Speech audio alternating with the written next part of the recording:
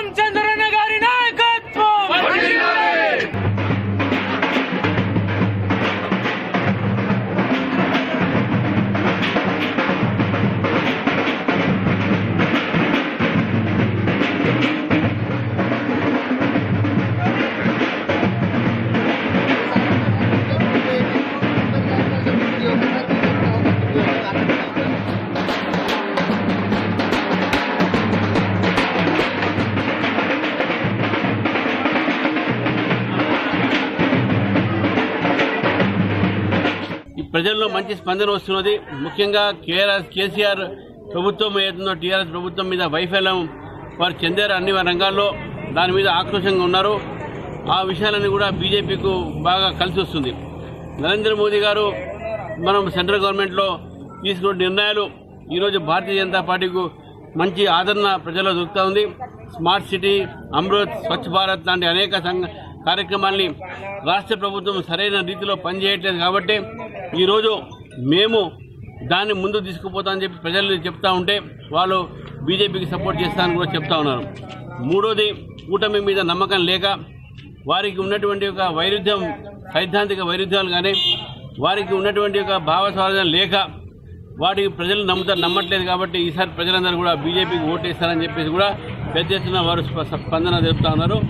రేపు 2వ తారీఖు నాడు మల్కాజ్గిరిలో సాయినాథ్పురం నుంచి వినాయక్ నగర్ చౌరస్తా దాకా అమిత్ షా గారు, మా జాతీయ అధ్యక్షులు, వారు ఈ యొక్క సందర్భంగా రావడం జరుగుతుంది. రోడ్ షో కూడా ఈ మల్కాజ్గిరి ప్రజలను కోరుతా ఉన్నాను. వారిని భవ్య స్వాగతం చెప్పాల్సిందిగా కోరుతూ అందరూ కూడా రోడ్ షోలో పాల్గొనాల్సిందిగా నేను మల్కాజ్గిరి ప్రజలను కోరుతూ 3వ తారీఖు నాడు కూడా ఎల్బీ స్టేడియంలో నరేంద్ర మోదీ గారు వస్తున్నారు. దానికి కూడా అందరూ కూడా హాజరు కావాల్సిందిగా కోరుతాం. అలాగే గత ప్రభుత్వం డిగ్రీ కళాశాల మల్కాజ్గిరిలో ఏర్పాటు చేద్దాం అనుకున్నారు. దానిపై మీ అభిప్రాయం ఏంటి? చేశారు కానీ దానికి సొంత భవనం లేదు.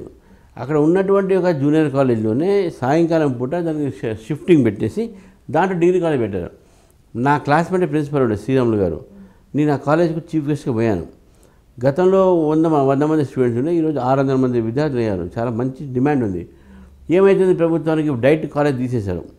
డైట్ కాలేజ్ పెట్టచ్చు కదా, డిగ్రీ కాలేజ్ సపరేట్ స్థలం ఇవ్వచ్చు కదా, సపరేట్ బిల్డింగ్ ఇవ్వచ్చు కదా. మీరు ఒకటే భవనంలో షిఫ్ట్ వైజ్గా ఓ మార్నింగ్ జూనియర్ కాలేజ్, ఈవినింగ్ పెడితే ఎట్లయితుంది? ఇది చాలా ఘోరమైన పరిస్థితి. అంటే విద్య మీద ప్రభుత్వంకు నిర్లక్ష్యం. ఇది చుట్టుపక్కల ఉన్నటువంటి ప్రాంతాల్లో ఈరోజు గవర్నమెంట్ డిగ్రీ కాలేజ్ లేవు. గవర్నమెంట్ డిగ్రీ కాలేజ్ మల్కాజ్గిరి పెట్టినందుకు డిమాండ్ పెరిగింది. మళ్ళీ ప్రజల్లో కూడా ఈ విద్యార్థుల్లో ఏంటంటే ఈ బీఏ, బీకామ్, బీఎస్సీ చేయాలనే ఆతృత పెరిగింది. గతంలో తగ్గింది, ఇప్పుడు పెరిగింది. అది పెరుగుతున్నప్పుడు విద్యార్థులు పెరుగుతున్నారు. కాబట్టి డిగ్రీ కాలేజీకు సొంత భవనము ఉండాలి, ఫుల్ స్కేల్గా డెవలప్ చేయాలి.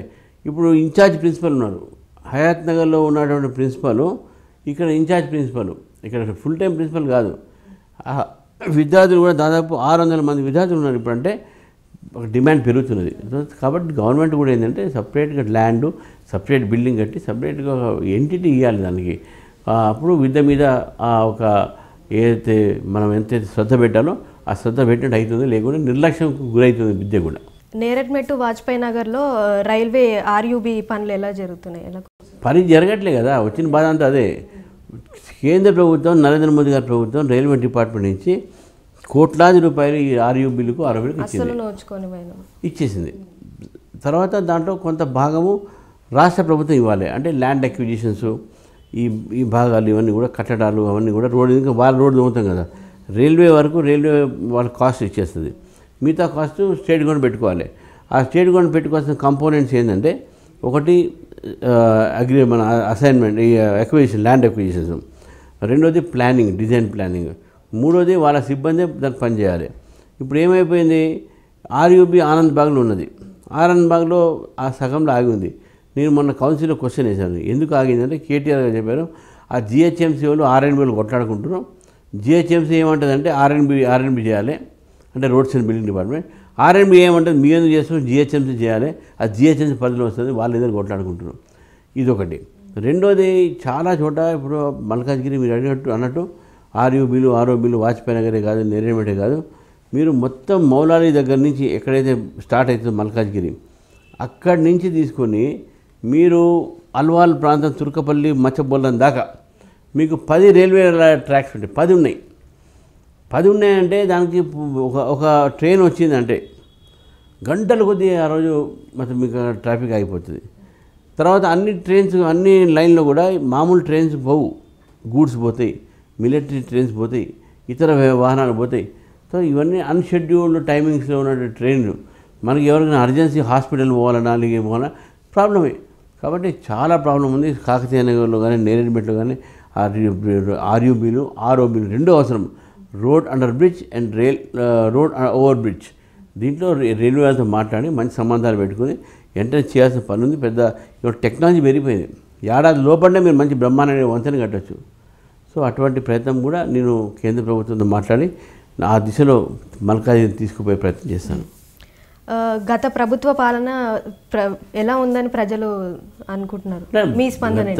గత ప్రభుత్వ పాలన ఎలా ఉంది అని అంటే, అది మామూలుగా పచ్చి భాష చెప్పాలి, ఏడ్చినట్టు ఉందని చెప్పాల్సి వస్తుంది. ఎందుకంటే వాళ్ళు చెప్పింది చాలా ఉన్నాయి, చేసింది ఏమీ లేదు. ఇప్పుడు 1,50,000 ఉద్యోగాలు అన్నారు, 20,000 ఉద్యోగాలు అన్నారు. 1,20,000 కాదు, 20,000 ఉద్యోగాలు మాత్రమే ప్రకటించడం జరిగింది, నోటిఫై చేశారు, ఇచ్చారు నియామకాలు. 1,00,000 ఉద్యోగాలు ఎక్కడ పోయినాయి? దళితులకు 3 ఎకరాలు అన్నారు, అది ఎక్కడ పోయినాయి? డబుల్ బెడ్రూమ్లు అన్నారు, నాతోనే ఇనాగ్రేషన్ చేయించారు. అంబేద్కర్ నగర్లో అల్వాల్ ఏరియాలో కొబ్బరికాయ కొట్టించి దానికి ప్లేగ్ పెట్టి నా పేరు దాంట్లో రాసి, ఈటల రాజేంద్ర పేరు రాసి, అబ్బో మంచిగా ఉంది అనుకున్నాం. ఇప్పుడు అట్నే ఉన్న ల్యాండ్ అట్నే డబుల్ బెడ్రూమ్ లేవు. తర్వాత ఇంకో డబుల్ బెడ్రూమ్ కట్టిస్తారు అయ్యన్న గారు. ఈ అయ్యన్న గారు ఎట్లా కొండ మీద ఉంటుంది. ఒకసారి CM గారు వచ్చి మాతో మీటింగ్ పెట్టుకుంటూ, అబ్బా ఏదో బాగుంది ఈ కొండ, దీన్ని ఊటీ చేస్తా, కొడైకెనాల్ చేస్తా అని చెప్పిండు. ఆ కొడైకెనాల్ ఊటీల తర్వాత అక్కడి నుంచి డ్రైనేజ్ నీళ్ళు ఉన్న వాడినన్నీ నీళ్ళు పడతా ఉంటాయి. అది వాటర్ ఫాల్ అనుకోవాలి మనం. అట్లా చేసిండ్రు అనమాట. గలీజ్ నీళ్ళు బయట కిందికి వచ్చి పాపం ప్రజలు బాధపడిపోతున్నారు. వాన పడితే అయితే వాళ్ళ ఘోషమే వాళ్ళకు. అట్లా ఉన్నటువంటి పరిస్థితి. ఈ ప్రభుత్వం ఏం చేసింది అని అంటే చివరికి శూన్యం. నాకు ఏమైనా స్కూల్లో మార్కులు వేస్తే 100కి ఎంత ఇస్తారంటే 90, 80 ఇస్తాం మనం. ఈ ప్రభుత్వానికి ఏమైనా ఎంత మార్కులు ఇస్తారంటే 100కు 0 మార్కులు ఇవ్వాల్సిన అవసరం ఉంది ఈ ప్రభుత్వానికి. అలాగే మీరు గెలిచిన తర్వాత ఇచ్చే హామీలు ఏంటి? ఇచ్చిన తర్వాత ఇచ్చే హామీ అంటే, ఇప్పుడు నేను ప్రతిపక్షంలో ఉన్నాను. మా పార్టీ ప్రభుత్వంలో వస్తేనో సరే ఓకే, రాలేదంటే ప్రతిపక్షంలో ఉండాలి కదా. ప్రతిపక్షంగా నేను ప్రజల సమస్య మీద తప్పకుండా అసెంబ్లీని లేవదీస్తాను అని ఒకటి. రెండోది, ప్రజల పక్షానే ఉంటాను, ప్రజలతో ఉంటాను, ప్రజల్లో ఉంటాను. నేను తరచుగా మల్కాజ్గిరి ప్రజలకు నేను ఎమ్మెల్యేగా నేను కనబడతాను. గతంలో ఉన్న ఎమ్మెల్యేలు ఎవరు కూడా ప్రజలకు కనబడలే. వాళ్ళు అనేది ఒకటే, ఒకసారి ఎలక్షన్స్ వస్తే గెలుస్తారు, మీరు పోతారు, మళ్ళీ 5 ఏళ్ళకి మళ్ళీ వస్తారు మీరు అని చెప్తారు వాళ్ళు. అట్లా కాదు, నేను తప్పకుండా ప్రజల సమస్యలకు నేను స్పందిస్తాను, ప్రజల్లో ఉంటాను. మూడోది ఏంటంటే, ఎప్పుడూ ఏ సమయమైనా సరే నా దగ్గరికి వచ్చినటువంటి ప్రతి వ్యక్తికి నేను స్పందించి ఆ సమస్య పైన, అంటే ప్రజా సమస్య మీద స్పందించి ఆ సమస్య తీర్చేటువంటి ప్రయత్నం నేను చేస్తాను. వాళ్ళకి అవైలబుల్ ఉంటా, యాక్సెసిబుల్ ఉంటా, అంతవరకు నేను వాగ్దానం చేయొచ్చు. కమలం గుర్తుకే ప్రజలు ఓటేస్తారని అనుకుంటున్నారా? డెఫినెట్గా. ఈరోజు ప్రజల్లో, హైదరాబాద్ ప్రజల్లో అయితే, నేను హైదరాబాద్లో నగరాధ్యక్షుని కాబట్టి, నేను హైదరాబాద్ చూస్తున్నాను కాబట్టి నేను ఒకటే భావిస్తున్నాను, ప్రజలకు ఒక రకమైనటువంటి ఒక విరక్తి ఈ యొక్క ప్రభుత్వంతో వచ్చింది. రెండోది, మజ్లీస్తోని పోయి దోస్తాన్ని కట్టి, మజ్లీస్ నేను అక్బర్ యూనివర్సిటీ చెప్పాడు, ఏ కారు లేదు, బీరు లేదు, ఏ ప్రభుత్వం వచ్చినా మాదే అని చెప్పి అంత గర్వంగా చెప్పినప్పుడు ప్రజల్లో ఆక్రోశం ఉంది. మజ్లీస్ని ఓడగొట్టాలంటే బీజేపీకి ఓటేయాలి, అది కూడా బీజేపీ ఫేవర్లో ఉంటుంది. కాబట్టి డెఫినెట్గా ప్రభుత్వం ఒకటో కేంద్ర ప్రభుత్వంలో ఉన్నట్టు నరేంద్ర మోదీ గారు మంచి పనులు, అందుకే కమలం పువ్వుకు ఓటు. రెండోది కాంగ్రెస్ పార్టీ ఈ దేశంలో మొత్తం స్కామ్లు చేసి ఈ రాష్ట్రాన్ని కూడా దోచుకున్న పార్టీ, కాబట్టి మళ్ళీ కమలానికి ఓటేస్తారు. టీఆర్ఎస్ పార్టీ 4.5 సంవత్సరాల సమయంలో ఈ రాష్ట్రానికి చేసింది ఏం లేదు, బీజేపీ ప్రత్యామ్నాయం అని చెప్పేసి కూడా చెప్తున్నారు. కాబట్టి అందుకనే కమలానికి ఓటేస్తారు. ప్రజలు ఓటు కమలానికి వేస్తారు. తర్వాత నాలుగోది, ఇప్పటివరకు టీఆర్ఎస్కు, కాంగ్రెస్కు, టీడీపీకి అవకాశం ఇచ్చారు, బీజేపీకి అవకాశం ఇవ్వలేదు. కాబట్టే కమలానికి ఓటేస్తాను నమ్మకం. అయితే కారు గుర్తుపై మీ గెలుపు తథ్యం అంటారు? నేను డెఫినెట్గా నేను గెలుస్తాను. కమలానికి జనం ఓటేస్తారు, నేను డెఫినెట్గా గెలుస్తాను. అది కారు ఉంటుందో, అగ్గిపెట్టి ఉంటుందో, చెయ్యి ఉంటుందో, గిగ్గిపెట్టి ఉంటుందో మనకు తెలియదు. కానీ మొత్తానికైతే డెఫినెట్గా మల్కాజ్గిరి ప్రజలు ఈసారి మార్పు కోరుతున్నారు. బీజేపీతోనే అభివృద్ధి సాధ్యమని నమ్ముతున్నారు. కాబట్టి నా విజయం తథ్యమని నేను భావిస్తూ ఉన్నాను.